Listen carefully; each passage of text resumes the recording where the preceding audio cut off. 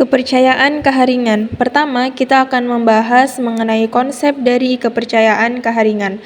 Nah, agama keharingan ini merupakan sistem kepercayaan asli Indonesia sebagai salah satu agama tertua di Nusantara yang dianut oleh suku Dayak di Kalimantan. Keharingan merupakan bagian integral dari identitas dan budaya Dayak yang mempengaruhi berbagai aspek kehidupan mereka, mulai dari spiritualitas hingga tradisi sehari-hari. Agama ini tidak hanya sebagai sistem kepercayaan, tetapi juga sebagai cara hidup yang memadukan kepercayaan kepada roh leluhur, alam, dan Tuhan yang mereka sebut sebagai Ranying Hatala Langit. Agama Keharingan memiliki konsep ketuhanan yang unik dan bervariasi sesuai dengan wilayah tempat kepercayaan ini berkembang. Tuhan dalam agama Keharingan sering disebut sebagai Ranying Hatala Langit yang berarti Tuhan yang Maha Esa atau pencipta alam semesta dalam bahasa Sangiang. Nama ini mencerminkan penghormatan yang mendalam terhadap Tuhan sebagai penguasa dan pencipta alam.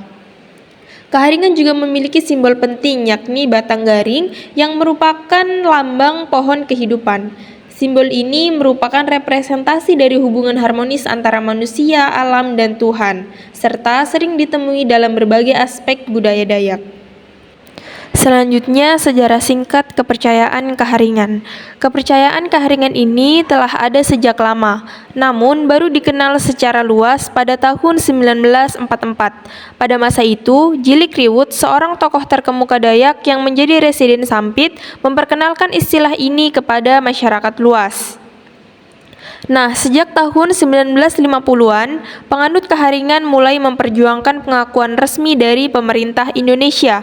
Namun, setelah proses panjang dan penuh tantangan, barulah pada tahun 1980 keharingan dikategorikan sebagai cabang dari agama Hindu dengan sebutan Hindu Keharingan.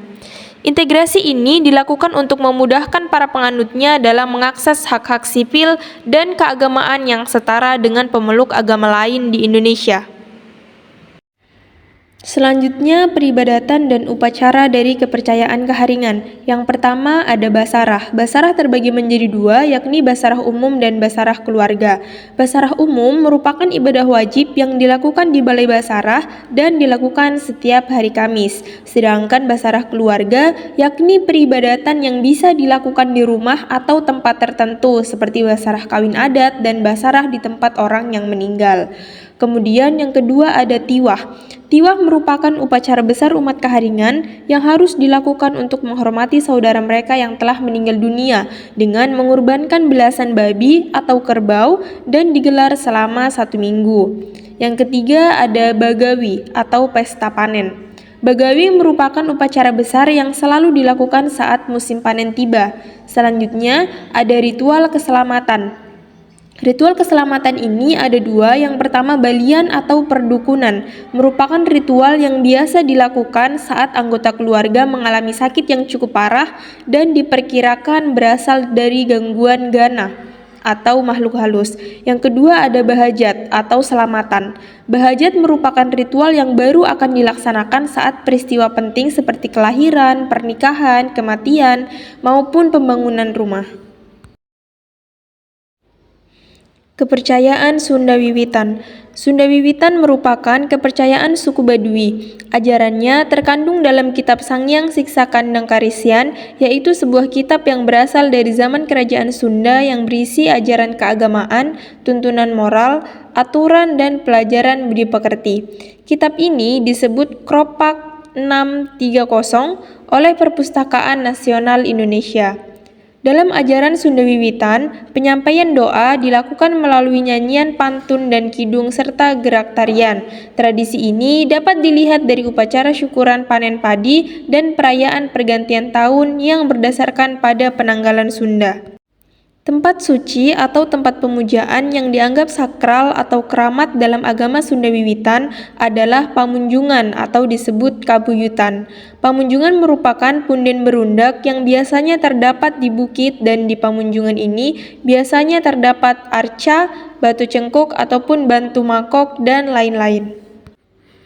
Dasar religi masyarakat Baduy dalam ajaran Sunda Wiwitan adalah kepercayaan penghormatan kepada roh nenek moyang dan kepercayaan kepada satu kekuasaan yakni Sang Hyang Karesa atau yang berarti yang maha kuasa.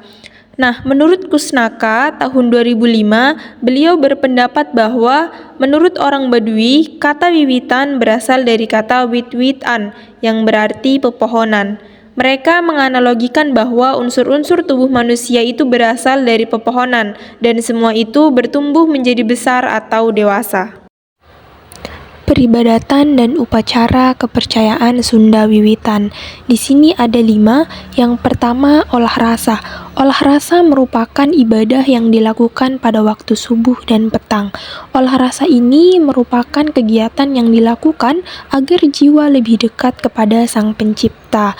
Kemudian yang kedua ada seren tahun, yakni perayaan tahunan sebagai rasa syukur dari hasil panen. Seren tahun juga dijadikan momen untuk memohon keberkahan untuk masa depan. Kemudian yang ketiga ada puasa Kawalu, yakni puasa yang dilakukan hanya sehari pada bulan pertama, kedua, dan ketiga dalam setahun sekali. Kemudian yang keempat ada Babarita Desa, yakni upacara memohon perlindungan desa dari bahaya dan menjaga keselamatan masyarakat. Yang kelima, ada Ngasa Jalawastu atau ritual meminta hujan. Ritual ini dilakukan di Curug Rambu Kasang. Warga membawa gayung, ember, dan tempat air lainnya. Kemudian mereka mengguyur kepala desa mereka di curug ini dengan maksud agar langit menjadi mendung dan segera turun hujan. Kejawen. Kejawen berasal dari bahasa Jawa yang berarti segala sesuatu yang berhubungan dengan adat dan kepercayaan Jawa. Secara terminologi, kejawen juga diartikan sebagai filsafat yang memiliki ajaran tertentu, terutama dalam membangun tata krama. Nah, kejawen dalam pendapat yang universal ini mencakup seni, budaya, ritual, sikap, tradisi, dan filosofi orang-orang Jawa. Selain itu, kejawen juga diartikan sebagai jalan spiritualitas oleh suku Jawa. Kejawen juga merupakan kepercayaan tradisional masyarakat Jawa yang merupakan perpaduan antara kepercayaan asli masyarakat Jawa dengan ajaran-ajaran agama yang masuk ke Pulau Jawa. Kejawen mengajarkan tata krama dan aturan dalam berkehidupan yang baik dan dipandang sebagai ilmu yang mempunyai ajaran-ajaran yang utama, yaitu membangun tata krama atau aturan dalam berkehidupan yang baik. Kepercayaan kejawen ini berbeda dengan Islam dan Kristen, akan tetapi melihatnya sebagai paham hidup atau suatu wawasan, kemudian pandangan hidup kejawen dibarengi dengan perilaku ibadah. Kepercayaan ini berbeda dengan kepercayaan sebelumnya. Kejawen bukanlah suatu agama yang memiliki Tuhan sendiri, namun cara kerjanya harus dipadukan dengan ajaran agama, baik agama Islam, Kristen, Hindu, dan lain sebagainya.